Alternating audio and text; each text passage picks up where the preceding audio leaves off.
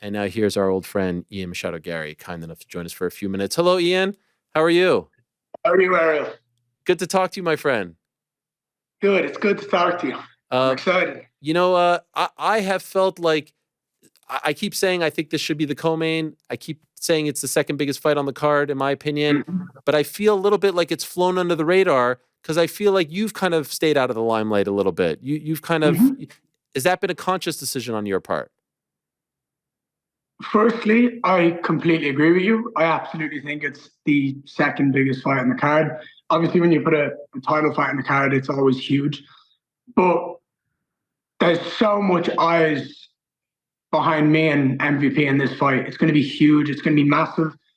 And to open the card and to really just start the show with a bang with two elite athletes going at it and a massive stage for Europe, I agree with you on that point. But absolutely, it's been a conscious decision. I've been doing a lot. I've been nonstop for the last since I joined the UFC and before. I'm so active, and for me, it was time to just take a refresh, slow down, really realign my focuses, my goals, my dreams, and my priorities. Spend more time with my kids, my family. Be more grateful for the team I have, the adventures I'm traveling on. And then when it comes to fight week, put the head down and daddy's got to go to work. And that's the way it is. It's been really refreshing. This camp has been special and different. And yeah, I wouldn't have changed it any other way, Eric. I was told that, and I think you might have mentioned this in a different interview, that like you didn't find out for 2-3 days that Conor was out because you were on some sort of golf retreat. Is that true? That's how disconnected you were? Yeah. So I have two phones. I have my English phone that is my normal phone. And then when we're in Brazil, I have a second one. That is my Brazilian SIM. I have that. I have nothing on that other than WhatsApp to message my family and my team. I have no internet, no Instagram, no social media. I literally completely disconnected myself from the outside world. And also when you think about obviously, everyone loves to mention my name for clicks and stuff like that. And I just don't need to see stuff. I don't need to have the opportunity to pull my phone out. And we all do it these days where we end up scrolling and swiping and ending up on social media. Whereas I just went, I'm not going to do that. I'm going to really take a step back. And for me, I found out about Conor the night on the drive home after that golf retreat. I went away for a golf holiday just to super compensate, let the body, I've been working so hard, so focused. I took some time to really just rest, recover, swim, play some golf, go have 4 hours of walking on a golf course, really enjoy the weekends, enjoy the summer in Brazil and enjoy the weather and just mentally lock in and focus and get ready for this event because every fight I fight in, Ariel, they're always bigger and bigger and bigger and there's always more to gain out of it. And I just feel like it needs focus. It needs just complete and utter visualization of what's going to happen, how it's going to happen, but also what it's going to look like after this fight. And so what was your reaction when you found out? Gutted, obviously gutted and heartbroken. I mean, there's two sides of it. There's the super fan, the kid that's emotionally and completely invested in Conor and everything that he does. And then there's my fighting career and everything that I am. The emotional part of me is I was so excited, to represent Ireland on the biggest stage alongside him is something I've been dreaming of. And it would have been a whole full circle moment of that kid that was sat at home at 16 years of age going, I can't wait to watch the fight. Where are we going? What are we doing? Who's coming out? Where are we watching the fight? They're going, he sat on the same stage as me. We're sharing the same octagon the same night, and we're representing our country on the biggest stage, and we're flying the flag. Then there's the fighter in me is well, I fought on many stages without him, and I fought on many cards without him, and I have to go and do me. So it's that kind of seesaw, gutted, and I just hope that he comes back and everything heals well, and yeah, I just want to see him back. I mean, the sport needs to see him a couple more times. He's too big, he's too special, and his energy is different. I said on the show that you had to be a part of that press conference, the one that was scheduled for the 3 Arena in early June. But then I heard that there wasn't any talk of that. I thought that was a huge missed opportunity. Obviously, the whole thing didn't happen. But you sitting up there with him would have been gigantic for you, for the country. Was there any sort of talk about that happening? And there was no talk, at least from between me and the UFC, about that. I would have absolutely loved it. I did get my management to put the feelers out and make sure, like, we're game for this if it's a possibility. Because absolutely, when you have someone who is as big as Conor and brings as many eyes as Conor does, and then you have another kid in the UFC who's undefeated, number 7 in the world, one of the biggest prospects the sport's ever seen, it makes all the sense in the world to market me and Michael on that same stage as Chandler and Conor. It just makes so much sense from a marketing point of view, a business point of view, and to grow the brand of every single person on that stage. So if that happens again, I'm going to be there for sure. Because I'm not missing out on that opportunity. You were quite adamant before this was booked about not being interested in this fight. Ultimately, why did you agree to it? I'm still not interested in it. What? I have no interest in it. Why? I've told you. Because here's the way I look at it. I'm undefeated. I've beaten everybody put in front of me in the best way I believe I can. And I go out there and I get my hand raised any way, shape, and form possible. That is my job. When I do that, I fight up because my goal is to be the world champion.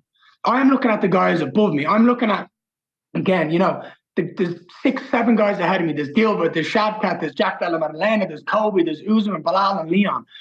Because all I've done in my career is win, I deserve to fight one of those guys. I have to fight one of those guys because that is my projection. I'm on a projection to be one of the world champions. I'm on a projection to be one of the biggest stars the sport's ever seen. I have no interest in fighting below me. I've already fought 15 in the world, 10 in the world, 8 in the world. Why on earth would I want to fight number 13? I still have no interest in fighting Michael. I have no interest in fighting him. So when I say to you, I wanted to kind of realign my focuses and everything like that, the shift of energies and the shift of focus for me is when I get that belt wrapped around my waist, I'm going to be fighting whoever the people believe is the next best guy worthy of that title shot. Whether he's 1, whether he's 2, whether he's 6, whether he's 9 in the world. And I want to put on them shows. So this is the first time I'm stepping into an octagon with that championship mentality of I am better than you, I'm going to prove it. And that is all my job is to go out there and prove that there's a reason you're ranked below me. There's a reason I'm ranked higher than you. And now it's to go out there and completely outclass MVP in any way, shape, and form necessary to get my hand raised. So considering how you feel about it, has it been hard to get motivated for this fight? At the start, yes. Because I was so excited, so buzzing to get that Colby fight, to get Colby to have the ability to punch his mouth in, to shut him up, to really just dog walk him, like go out there and just destroy him in every way, shape, and form. But he ran and he said no. And it was hard to reshift that energy, reshift that alignment to go, right, who's next? And then I had a rake of opponents saying no. And then eventually we fell and MVP turned around after he said no initially and come back and said yes. So yes, it was hard, but now it's not. Now it's okay. I'm one of the best fighters on the planet. I'm going to go out there and prove it. And MVP is my example. To the best of your knowledge, was an Ian Garry fight officially offered to Colby Covington, and did he say no? And if so, why? Ariel, there's no, to the best of my knowledge, I'll send you the email. Okay. I was offered the fight. I was offered it in June 29, UFC 303, Ian Machado Garry versus Colby Covington. I responded back to that and said, yes. I had multiple calls with the UFC, multiple back and forths with the UFC about why it hasn't been accepted, why it hasn't been pushed, why it's not happening. I was on the phone so much to them because I knew that fight was the one I wanted. And I will push the fight I know I want. At the end of the day, I can't make a man step into the octagon with me if he's scared of him. So because it didn't happen, are you going to push for it for, if all goes well on Saturday, are you pushing for it for the next one, or are you done with him? I will never say I'm done with it because that man's talked too much shit to not step in that octagon and go out there and destroy him because he deserves to get the head slapped off him. However, I don't know if I want to give relevance to his name. I don't know sitting here right now if I ever believe he will accept the fight with me. I think Colby Covington looks at me and I think he sees the end of his career. A young, talented prospect, super sharp, super fast, super smart, and different to anyone else who's ever fought. That's scary when you're on the latter end of your career and you're just trying to stay relevant and beat people who aren't going to be world champions and aren't going to be the best. So I think he's going to look for other easier opponents. And I don't see a world where Colby ever fights me. But if he wants to, then by all means, back it up, because you've talked too much shit to not get in that octagon. And by the way, for the record, can you share the reason you were told as to why the fight wasn't made? Honestly, there was so many different reasons that just didn't align in my mind. They said that at first it was, we can't get a medical. Then it was, oh, he's fine. He wants to fight. He's on talking about, I'll fight. But then he's not accepting it. So the truth is, I just think he's avoiding it. I don't think there's any one say. He's just avoiding the fight because he knows Ian Garry's too dangerous for me to step into the octagon with. I'll try wait and find someone else. Mm-hmm. Okay.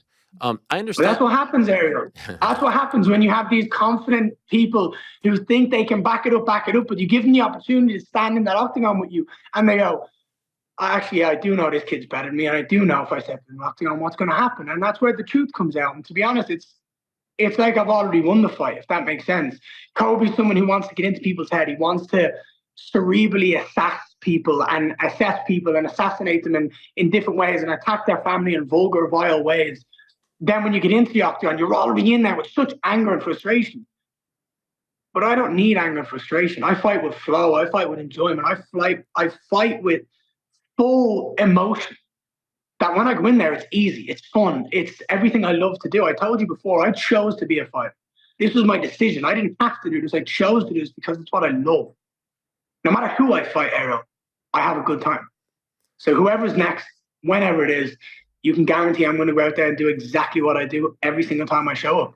I put on a beautiful display of MMA, striking, skill set, mindset, and I get my hand raised. I understand what you were saying earlier about MVP, but is it also fair to acknowledge that he's only had one fight in the UFC? Usually when you come in, it takes some time to work your way up the rankings.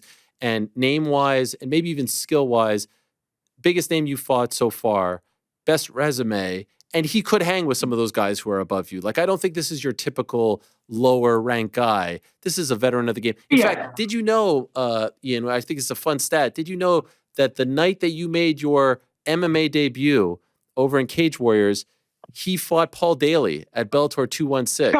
That's how long he's been in the game. That's a crazy thing, right? So, I mean, he fought the guy with the most knockouts in MMA history. And so, I mean, he's not your typical, like, run-of-the-mill lower rank guy, right? No, he's not. And I do understand that about his career and everything he's done. But I also have, like, I don't want to sit here and say he's a Bellator take vibes. That's what everyone says about him coming in. You know, we're going to show people it's different. That's not it. MVP was used and utilized in a very smart way by Bellator. We understand this kid's talented. We understand this kid can talk and he can sell fights. They gave him a very easy run of opponents to go out there and build his brand, build his promotion. And he was knocking out people he should have knocked out. And he was beating people he should have beaten. But when you look at him against, and you mentioned Paul Daly, when you look at him against former Cage Warriors champion Ross Houston, when you look at him against Logan Storley, a three-time NCAA champion, when you look at him twice against Douglas Lima and Kevin Holland, sure, he's looked great because he's a great fighter and he has a great specific talent, which is that points kickboxing karate style that's awkward and irritating. But he's not been able to finish these guys or dominate them in the way that he should, because these guys are elite, they're talented, and they find ways to understand his game and read his game. So I think he's had an amazing brand. He's had that opportunity where Brand has really put the brakes behind him. We're going to push you as much as we possibly can. And now he's here. And now he's fighting someone 11 years younger than him, someone who's far more talented in every facet of the game than he ever wished he could be. And it's my job to go out there and go, there's a reason that I'm this highly ranked. There's a reason why everyone talks about me, and why before my Cage Warriors debut, you knew who I was. There's a reason why the people in MMA knew who I was. It's because of the talent and the hard work I have. Saturday night, June 29th, Ariel, I'm going to go out there and prove to the world against, like you said, the biggest opponent I fought, the biggest name I fought, on the not the biggest card I've ever fought on, because it was meant to be a Conor card. Everyone's excited for it. There's so many changes that everyone's interested in this card. I've still maintained on this card the whole time, and I'm ready to go out there and put on a show and really, really show people just how fucking good I am. So how do you see it playing out mentally? How are you envisioning this going down? So we have the opportunity to go out there and put on one of the greatest striking displays the UFC has ever seen. However, I think Michael's going to be very, very, very cautious. And if you go back and rewatch the Douglas Lima fight, the first 2.5 minutes of the first round, MVP threw 2 shots. I see it that being his game plan the entire fight. Super safe, super cautious, feinting a lot, moving that awkward movement that he uses to try pull people in and upset their rhythm, upset their motion. And he's just going to really wait until he sees the perfect time in his mind to strike. I'm going to show him that I'm better than him. When he wants to come in, I'm going to show him, cool, I'm better than you. When he wants to go out and fight at range, I'm going to show him I'm better than you at everything you do. Everything he's good at, I'm better than him at. This is absolutely one of those fights where I'm going to show my ego is absolutely there. You want to come in and dance with me? You want to talk shit? Let's go. All right, but be wary. I'm better than you in every single way, shape, and form. Oh, man. I cannot wait for this. I know we're tight on time. Do you have time for 2 more?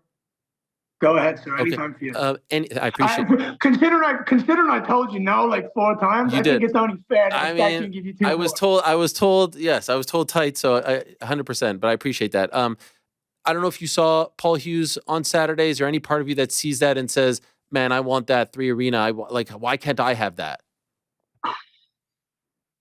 So, firstly, I love Paul. Congrats to Paul. I briefly had a phone call on him. My strength and conditioning coach was on the phone to him, and I said it was beautiful. The first elbow to cut him open, and then it just got worse and worse and worse. The ground and pound was beautiful, and congrats to him. I'm proud of him. Absolutely. I've been shouting for this UFC return to Dublin. I've done everything I need to do to warrant that return to Dublin.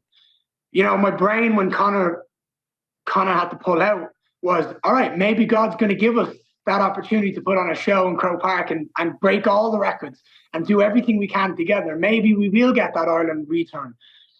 So I'm going to keep pushing for it. I'm going to go back after this fight, after I get my hand raised. I'm going to go back to Ireland. I'm going to soak that energy one more time, because it's so powerful and it drives me so much. But 100%, I'm going to fight in the 3 arena one day. I'm going to bring the UFC back to Ireland, and I'm going to do everything I've said I'm going to do in this sport. A lot of people getting their licks in on Conor, especially for his decision to withdraw. What's your response to all those people who are getting their shots in now? Go fuck themselves. It's not your life. Who are we to say that Conor should do something? If he broke his toe, which is what he said he's done, who the fuck are we to tell him to fight? By the way, can we just say this man's broken every record in the game, holds every pay-per-view record, first 2-time world champion, arguably the greatest to ever do it from a point of view of bringing in audience to the sport, but not only bringing in an audience, engaging the entire world and knowing his name, putting on the biggest shows, the media tours. Anything Conor does is 100 times bigger than anything anyone else in the UFC can do. He's that superstar. He's a megastar. He's transcended the game of MMA. If he's had to pull out, there is no one else on the planet more upset than him. And I've been in that situation where I've had to I've been medically withdrawn from a fight, not wanting to. I understand that stuck more for me than it did anyone else on the planet. Regardless of the fans, regardless of the UFC, regardless of everyone who's bought tickets, he's the guy who's been training for this fight. He's the guy who's been grinding to get back. He's the one who's going to hurt the most. So anyone who wants to get their shots in now, it's only because they're trying to just stay relevant by using his name. Conor, I love you. I want to see you back. I'm excited. Everyone in UFC, everyone in the MMA world, is always going to be excited for when you're back. Hover, recover, heal, rest up, enjoy time with your family, and do you. Fuck everyone else. 9 years ago, International Fight Week, he kind of burst onto the scene against Chad Mendes, UFC 189. Here you are 9 years later, another Irishman, International Fight Week, in a massive fight, getting an opportunity to make a name for yourself. Well, thumbs up over there. How about that? Look at that little thing. I don't know how that even happened. Maybe it was my fault. By the way, I've seen this. Like, the T-shirt is great. Where can people get that shirt? I noticed it's a 15 over there, not a 14. There's 15 because it's already written. Destiny is already written, Ariel. I just have to show up and walk my path, and everything will happen. 15-0, representing the Irish. I told you this. It was meant to be me and Conor. I'm still flying the flag. I'm still flying the flag for the Irish, and I'm going to scalp MVP on Saturday night.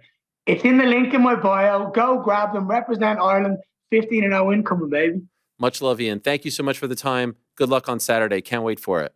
Ariel, I'm going to send you one on me. All right? I got you. I appreciate it. Love you. Thank you, Ian. Take there care. he is. The great Ian Machado Garry joining us, the future, with a massive opportunity to really become the present.